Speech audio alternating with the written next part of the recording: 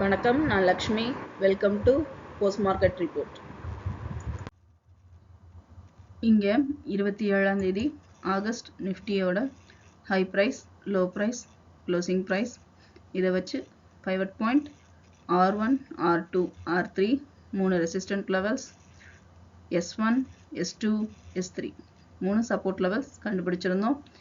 இந்த லெவல்ஸ் ட்ரேடிங்கில் எந்த அளவுக்கு ஹெல்ப் ஆயிருக்குன்னு பார்க்கலாம். இங்கே நம்ம பார்த்துட்டு இருக்குது 5 நிமிஷம் சார்ட்டு. நிஃப்டி ஓப்பனிங் 25,024, அதாவது பைவட் பாயிண்ட்லேயே நமக்கு ஓப்பன் ஆனது. ஓப்பன் ஆகி நிஃப்டி சப்போர்ட் லெவல் 1 ரீச் ஆச்சு. ரீச் ஆகி ஆனால் பிரேக் அவுட் பண்ணலை. பிரேக் அவுட் பண்ணாமல் பைவட் பாயிண்ட்டை பிரேக் அவுட் பண்ணி ரெசிஸ்டன்ட் லெவல் 1ஐயும் பிரேக் அவுட் பண்ணி ரெசிஸ்டன்ட் லெவல் 2 வரைக்கும் மூவ் ஆச்சு. ரெசிஸ்டன்ட் 2 ஜோனை பிரேக் அவுட் பண்ணல.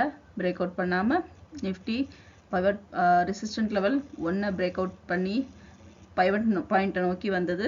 ஆனால் பைவட் ஜோனுக்கு வராமல் 25,017 நிஃப்டி க்ளோஸ் ஆனது. இங்கே நம்ம பார்த்துட்டு இருக்கிறது 1 ஹவர் சார்ட்டு. நம்மளோட ப்ரீ மார்க்கெட் ரிப்போர்ட்டை சொல்லியிருப்போம். நெகட்டிவில் ஓப்பன் ஆகி சைட்வேஸில் மூவ் ஆவதற்கு வாய்ப்புகள் உண்டு. அதே சமயம் ஆல் டைம் ஹையை பிரேக் அவுட் பண்ணிச்சுன்னா ரெசிஸ்டன்ட் லெவல் 2 வரைக்கும் நிஃப்டி போவதற்கு அதிக வாய்ப்புகள் இருக்குன்னு சொல்லியிருந்தோம். அதே மாதிரி பார்த்தீங்கன்னா நிஃப்டி ஆல் டைம் ஹையான அதாவது 26ஆம் தேதி ஆல் டைம் ஹையான 25,080 பிரேக் அவுட் பண்ணிச்சு. பிரேக் அவுட் பண்ணதுனால 2வது ரெசிஸ்டன்ட் லெவல் வரைக்கும் நமக்கு மூவ் ஆச்சு. 2வது ரெசிஸ்டன்ட் ஜோனை பிரேக் அவுட் பண்ணலை.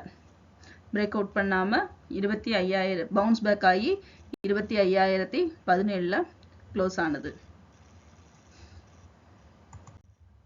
மீண்டும் அடுத்த வீடியோவில் சந்திப்போம். நன்றி, வணக்கம்.